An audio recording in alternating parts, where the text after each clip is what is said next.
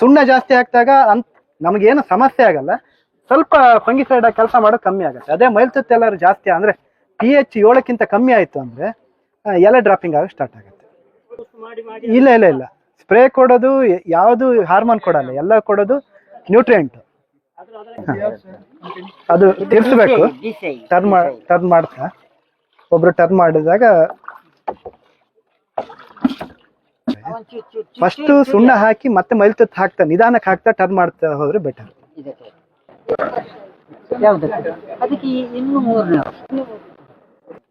ಸ್ವಲ್ಪ ಟೆಂಪರೇಚರ್ ಚೆನ್ನಾಗಿದ್ದಾಗ, ಮೋಡದ ವಾತಾವರಣ ಇಲ್ಲದೆ ಒಂದು ಬಿಸಿಲು ಮೋಡ ಈ ತರ ಇದ್ದಾಗ ಹೊಡೆದ್ರೆ ಹೆಚ್ಚು ಕಮ್ಮಿ 40 ರಿಂದ 45 ದಿನ ಕೆಲಸ ಮಾಡುತ್ತೆ. ಅದೇ ಮೋಡ ಇದ್ದು ಸಣ್ಣ 1-2 ಮಳೆ ಬರ್ತಾ ಇದ್ದಾಗ ನಾವು ಬೋರ್ಡ ಹೊಡೆದ್ರೆ ಒಂದು 20 ರಿಂದ 30 ದಿನ ಗ್ಯಾರಂಟಿ ಇದಾಗತ್ತೆ. ಹೆಚ್ಚಿನವರಿಗೆ ಕನ್ಫ್ಯೂಸ್ ಮಾಡ್ತಾರೆ, 2 ಕಿಲೋ ಇದಕ್ಕೆ 4 ಕಿಲೋ, ಹಾಗಾಗಿ ಅದನ್ನೊಂದು ವೈಜ್ಞಾನಿಕ ರೀತಿಯಲ್ಲಿ ಈ ಬೋರ್ಡು ರೆಡಿ ಮಾಡೋದಕ್ಕೆ ಹೈಡ್ರೇಟೆಡ್ ಲೈಮು ಈಗ ಇವರು ತಂದಿದ್ದಾರೆ. ಇದರಲ್ಲಿ ಅಬೌವ್ 90% ಕ್ಯಾಲ್ಸಿಯಂ ಪರ್ಸೆಂಟೇಜ್ ಇದೆ. ಇದಾದರೆ ಒಂದು ಬ್ಯಾರೆಲ್ ಅಂದರೆ 200 ಲೀಟ್ರಿಗೆ pH ಕರೆಕ್ಟ್ ಬರ್ಬೇಕಾದ್ರೆ ಅಂದರೆ ಹೆಚ್ಚು ಕಮ್ಮಿ 7 ರಿಂದ 8, 8.5 ಈ ಲೆವೆಲ್ಲು ನಾವು ಕರೆಕ್ಟ್ pH ಮಾಡಿ ಪೆಪ್ಪರಿಗೆ ಹೊಡೆಯೋದು ಅಷ್ಟು ಸೂಕ್ತ ಅಲ್ಲ. ಅದು ದ್ರಾಕ್ಷಿಗೆ ಕರೆಕ್ಟ್ ಅಂದರೆ ನನ್ನ ಅನುಭವ. ನಮಗೆ ಯಾಕೆಂದರೆ ಇದರಲ್ಲಿ ಒಂದು ಕೋಟಿಂಗ್ ಬೇಕು ನಮ್ಮಲ್ಲಿ ಈಗ ಆಗೋ ಮಳೆಗೆ. ಈಗ ಇಲ್ಲಿ ಈ ಭಾಗದಲ್ಲೇ ಹೆಚ್ಚು ಕಮ್ಮಿ ಒಂದು 200 ಇಂಚ್ ಮಳೆ ಆಗತ್ತೆ ಅಲ್ವಾ, 200 ಇಂಚ್ ಆಗತ್ತೆ. ಹಾಂ, ಅಷ್ಟಾಗತ್ತೆ. ಹಾಗಾಗಿ ಒಂದು pH 8 ಲೆವೆಲಿಗೆ ಇದ್ರೆ ಏನು ಪ್ರಾಬ್ಲಮ್ ಆಗಲ್ಲ. ಹಾಗಿದ್ದಾಗ ಹೈಡ್ರೇಟೆಡ್ ಲೈಮ್ ಆದರೆ ಅಂದರೆ 200 ಲೀಟ್ರಿಗೆ 1 kg 200 ಗ್ರಾಮು ಸಾಕಾಗತ್ತೆ. ಮೈಲ್ತುತ್ತು 2 kg ಬೇಕಾಗತ್ತೆ. ಅದೇ ನಾವು ಈಗ ಬೇಯಿಸು ಸುಣ್ಣ ಆದರೆ ಹೆಚ್ಚು ಕಮ್ಮಿ 1.25 ರಿಂದ 2 kg ವರೆಗೂ ಬೇಕಾಗತ್ತೆ. ಅದು ಹಾಕಿ ಒಂದು ಬ್ಯಾರಲಿಗೆ 200 ಲೀಟ್ರಿಗೆ. ಹಾಂ, ಇದೀಗ ಫುಲ್ ಆದರೆ ಹೆಚ್ಚು ಕಮ್ಮಿ 220 ಲೀಟರ್ ವರೆಗೂ ಬರುತ್ತೆ. 1% ಸಾಕಾಗತ್ತೆ. ಈಗ ಪೆಪ್ಪರಿಗೆಲ್ಲ 1%. ಈಗ ಬಹುಶಃ ಇವರು 1% ಮಾಡೇ ಹೊಡೆದಿದ್ದು, ಹೋದ ವರ್ಷದ ದಿನ ಕಾಣ್ತಾ ಇದೆ ನೋಡಿ. ಸಾಕಾಗತ್ತೆ. 1 ಕಿಲೋ 200 ಗ್ರಾಮ್ ಆದ್ರೆ ಹೈಡ್ರೇಟೆಡ್ ಲೈಮ್. ಇದು ಹೈಡ್ರೇಟೆಡ್ ಲೈಮ್. ಅದೇ ನೀವು ಬೇಯಿಸು ನಮ್ಮಲ್ಲೆಲ್ಲ ಪೌಡ್ರ್ ಬರುತ್ತೆ, ಅದನ್ನ ನಾವು ಬೇಯಿಸ್ತೀವಿ. ಇಲ್ಲಿ ನೀವು ಚಿಪ್ಪೆ ಸುಣ್ಣ ಅಂತೀರಿ, ಅದನ್ನು ಬೇಯಿಸ್ತೀರಿ. ಅದಾದ್ರೆ 2 kg ವರೆಗೂ ಬೇಕಾಗತ್ತೆ. ಆದ್ರೆ ಹೈಡ್ರೇಟೆಡ್ ಲೈಮಲ್ಲಿ ನಿಮಗೆ ಕೋಟಿಂಗ್ ಅಷ್ಟೇ ಚೆನ್ನಾಗಿ ಕಾಣಲ್ಲ. ಹೈಡ್ರೇಟೆಡ್ ಲೈಮಿಗಿಂತ ನೀವು ಚಿಪ್ ಸುಣ್ಣ ಅಥವಾ ಬೇಯಿಸಿ ಸುಣ್ಣ ಬೆಟರ್, ಒಳ್ಳೆ ಇದಕ್ಕಿಂತನೂ ಒಳ್ಳೆ ಕೆಲಸ ಮಾಡುತ್ತೆ. ಯಾಕೆಂದ್ರೆ ನಮಗೆ ಇದರಲ್ಲಿ ಅಡಿಕೆಲಾಗಲಿ ಪೆಪ್ಪರ್ ಆಗಲಿ ಒಂದು ಕೋಟಿಂಗ್ ಇದ್ರೆ ಸ್ವಲ್ಪ ಬೆಟರ್.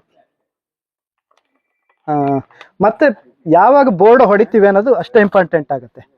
ನಾವೀಗ ಸ್ವಲ್ಪ ಟೆಂಪ್ರೇಚರ್ ಚೆನ್ನಾಗಿದ್ದಾಗ, ಮೋಡದ ವಾತಾವರಣ ಇಲ್ಲದೆ ಒಂದು ಬಿಸಿಲು ಮೋಡ ಈ ಥರ ಇದ್ದಾಗ ಹೊಡೆದ್ರೆ ಹೆಚ್ಚು ಕಮ್ಮಿ 40 ರಿಂದ 45 ದಿನ ಕೆಲಸ ಮಾಡುತ್ತೆ. ಅದೇ ಮೋಡ ಇದ್ದು ಸಣ್ಣ 1-2 ಮಳೆ ಬರ್ತಾ ಇದ್ದಾಗ ನಾವು ಬೋರ್ಡ ಹೊಡೆದ್ರೆ ಒಂದು 20 ರಿಂದ 30 ದಿನ ಗ್ಯಾರಂಟಿ ಇದಾಗತ್ತೆ. ಈಗ ಪೆಪ್ಪರಿಗೆ ಕರೆಕ್ಟು ಮಾನ್ಸೂನ್ ಸೆಟ್ ಹಾಕಿಂತ ಮುಂಚೆ ಇವತ್ತಿನ ವೆದರ್ ಏನಾದ್ರು ಸಿಕ್ಕಿ ಹೊಡೆದ್ರೆ 60 ದಿನ ಆರಾಮಲ್ಲಿ ಇರ್ಬೋದು, ಏನು ಪ್ರಾಬ್ಲಮ್ ಆಗಲ್ಲ. ಈಗ ನಾವು ಪೆಪ್ಪರಿಗೆ ಡ್ರೆಂಚಿಂಗ್ ಮಾಡ್ತೇವಲ್ಲ, ಈಗ ಡ್ರೆಂಚಿಂಗ್ ಮಾಡಿದ ಕೂಡಲೇ ಇದನ್ನು ಕೂಡ ಸ್ಟಾರ್ಟ್ ಮಾಡ್ಬೋದಾ, ಅಲ್ಲ ವಿ ಹ್ಯಾವ್ ಟು ವೇಟ್? ಅಲ್ಲ, ಈಗ ಜೂನ್ 15 ಒಳಗೆ ಅಥವಾ ಮಾನ್ಸೂನ್ ಸೆಟ್ ಹಾಕಿಂತ ಮುಂಚೆ ನಾವು ಪೆಪ್ಪರಿಗೆ ಬೋರ್ಡ ಹೊಡೆಯೋದು ಬೆಟರ್. ಯಾವುದು ಬೋರ್ಡನ ಬೇಕು, ಪ್ರತಿ ಸಣ್ಣ ಗಿಡಕ್ಕೂ ಬೇಕಾಗತ್ತೆ ಬೋರ್ಡು ಬೇಕಾಗತ್ತೆ. 1% ಬೋರ್ಡು ಯಾವ್ದಕ್ಕೆ ಬೇಕಾದ್ರೂ ಮಾಡ್ಬೋದು.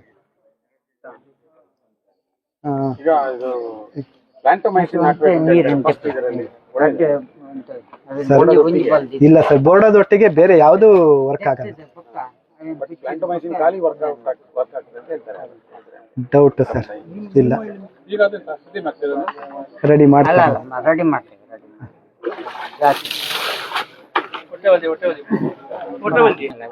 ಅಲ್ಲ, ಫಸ್ಟ್ ಸುಣ್ಣ ಆದ ನೀರು, ಫಸ್ಟ್ ಸುಣ್ಣ, ಆಮೇಲೆ ಮೈಲ್ತುತ್ತು.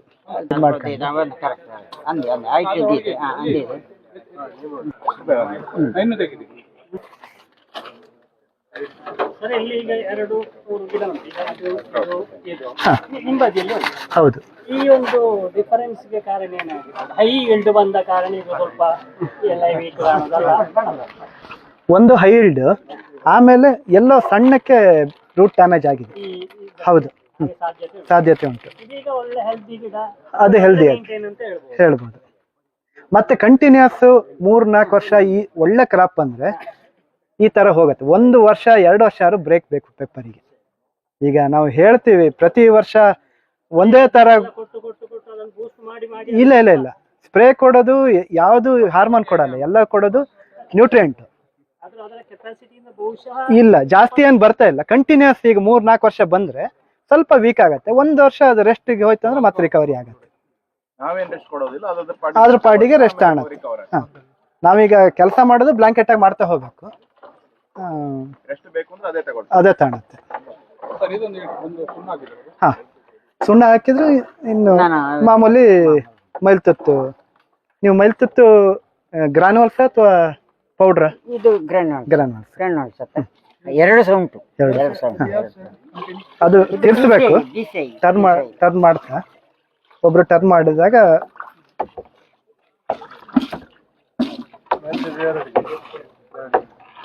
ಮೈಲ್ತುತ್ತು 2 ಕಿಲೋ. ಸುಣ್ಣ ಈಗ ಎಷ್ಟು? 1 ಕಿಲೋ. 1 ಕಿಲೋ. ಇದು ಹೆಚ್ಚು ಕಮ್ಮಿ pH 1 ಕಿಲೋ ಹಾಕಿದ್ರೆ pH ಬರುತ್ತೆ. ನೀವೀಗ ಎಷ್ಟು ನಾರ್ಮಲಿ 1 ಕಿಲೋ ಹಾಕ್ತೀರಾ? 2 ಕಿಲೋ? 1.5 ಕಿಲೋ. 1.5. 200 ಹಾಕಿದ್ರೆ ಸಾಕಾಗುತ್ತೆ.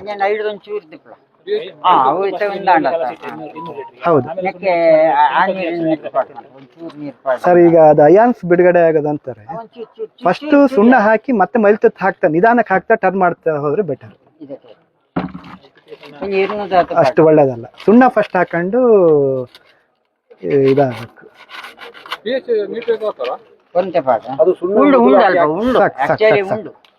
ಅಲ್ಲ, ಮೊದಲು ಮೈಲ್ತುತ್ತು ಹಾಕಿ ಆಮೇಲೆ ಸುಮ್ಮನೆ ಯಾಕೆ ಹಾಕ್ಬಾರ್ದು? ಅದೇ ಈಗ ಅದು ಮಿಕ್ಸಿಂಗ್ ಇದಾಗಬೇಕಾದ್ರೆ ಅಯಾನ್ಗಳು ಇದಾಗ್ತವೆ, ಕಾಂಪೌಂಡ್ ಆಗೋದೇ ಇರುತ್ತೆ.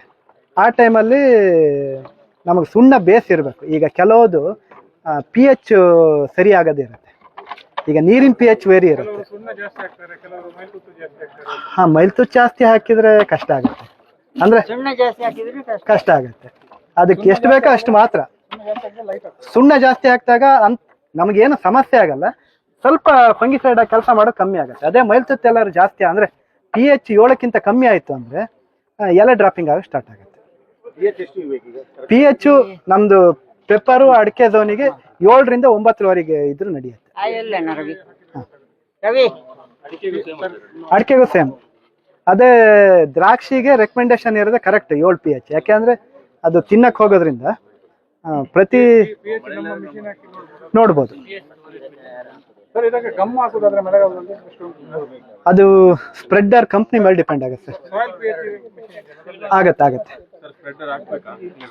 ಸ್ಪ್ರೆಡ್ಡರು ಪೆಪ್ಪರಿಗೆ ಬೇಡ, ಅಡಿಕೆ ಕಂಪಲ್ಸರಿ ಬೇಕು. ಈ ಫಸ್ಟ್ ರೌಂಡಿಗೆ ಈ ಟೈಮಲ್ಲಿ ಹೊಡಿಬೇಕಾದ್ರೆ ಸ್ಪ್ರೆಡ್ಡರ್ ಅವಶ್ಯಕತೆ ಇಲ್ಲ. ಯಾಕೆಂದ್ರೆ ಪ್ರತಿಯೊಂದು ಎಲೆಗೂ ನಾವು ಹೊಡಿತೀವಿ, ಬೇಕಾಗಲ್ಲ.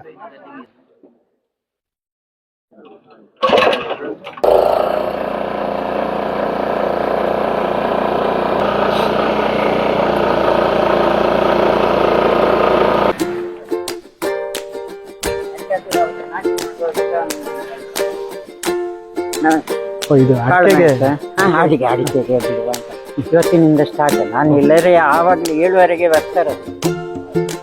ಇದು ನಾನು ಪೆಪ್ಪರಿಗೆ ಇಲ್ಲ ಅದಕ್ಕೆ ನಾವು ಹೆಚ್ಚಲ್ಲ, ಅದು ಸ್ವಲ್ಪ ಸುಲಭ ಆಗ್ತದೆ. ಆದರೆ ಕೆಲವು ಸಲ ಈಗ ಇವ್ರು ಹೇಳಿದಾಗೆ ನಮಗೆ ಆ ಭಾಗದಲ್ಲಿ ನಾವು ಜಾಸ್ತಿ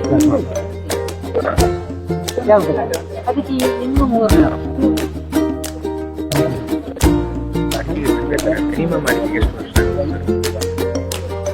ನಿಮಗೆ ಇದು ಬರಬೇಕು. ಗ್ರೀನ್ ಇದು ಚೇಂಜ್ ಆಗುತ್ತೆ.